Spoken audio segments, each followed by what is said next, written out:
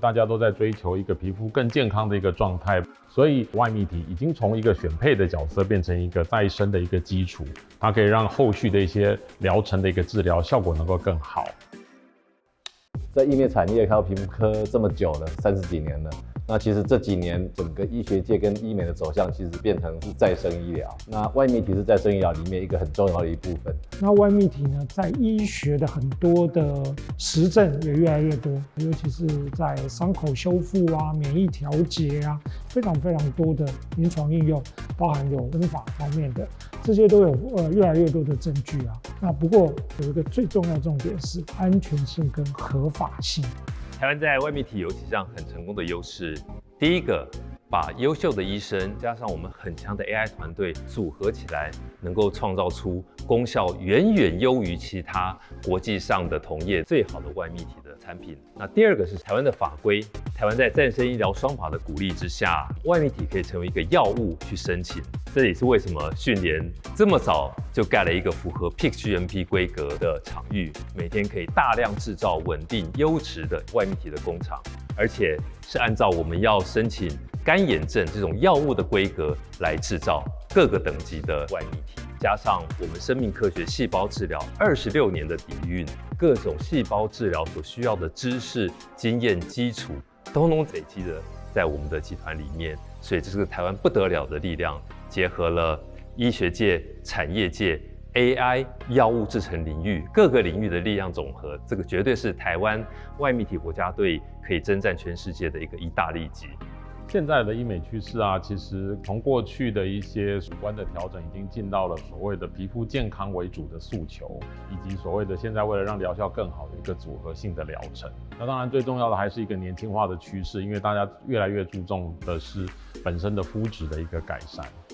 外泌体对我们皮肤其实有很多的功能哈，它主要包括我们有再生的功能，有调节的功能，有保护的功能。医学美容其实还是一个实证医学科学的一个项目了哈，所以我们做了一些皮肤的这个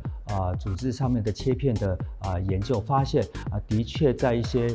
胶原蛋白的增生上面，的确它有一些很卓越的成效。那甚至在一些对斑点它在这个细胞活性上面的这个减缓也有很大的一个成效，所以未来不管是对于我们抗老的治疗，或者是一个胶原蛋白再生的治疗，或者是一个除斑的这个效果，可能外泌体都可以扮演一个非常有效重要的一个工具。其实外泌体是医美界是一个很新的突破，因为我们过去觉得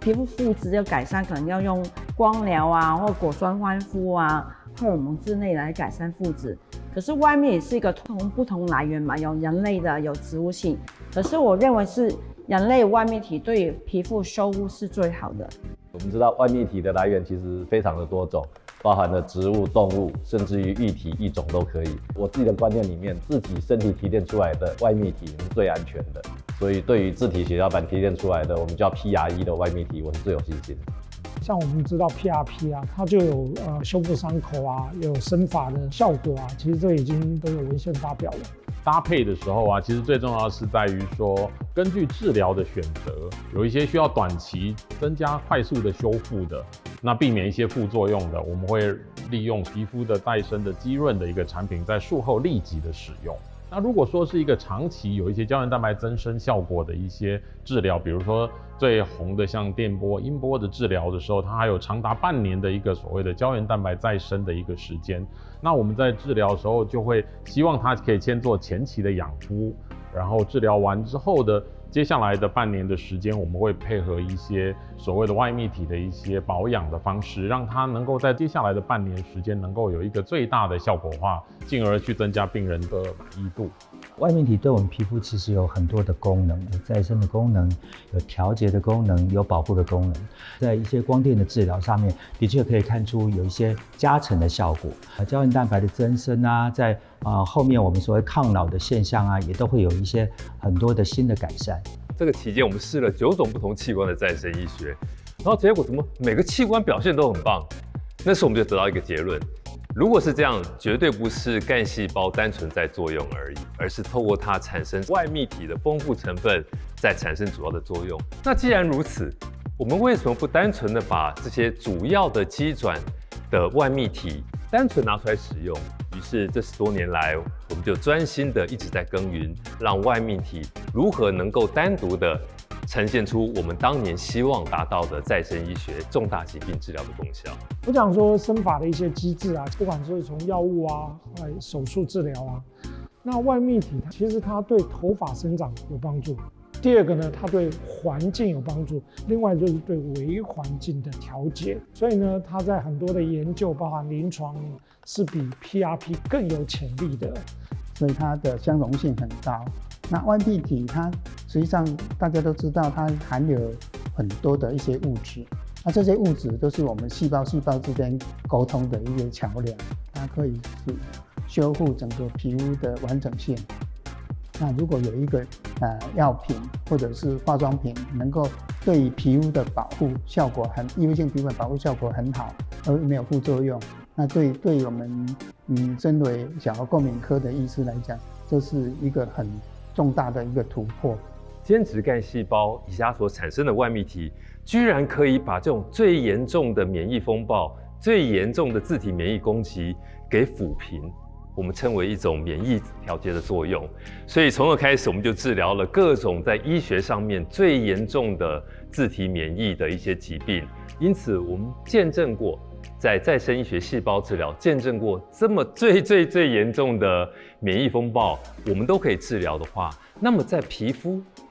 肤科里面也面临了很多这些自体免疫失调所产生的皮肤的症状。所以当有一位医界的大前辈来跟我们说，我们来研究异位性皮肤炎的时候，我心里的旁白是什么？我等你这句话等20年啦。我们已经准备了20年，做了大概4种最严重的身体的各种自体免疫失调造成的疾病，很希望能够在异位性皮肤炎扎实的人体临床，能够做出一番局面。很多异位性体质的话，它除了皮肤的保护膜有缺损之外，皮肤的这个免疫系统也出了这个不平衡现象。因此，在这几年开始流行，大家常常看到保养品里头会有加外泌体。那这些外泌体的保养品，在外在来讲，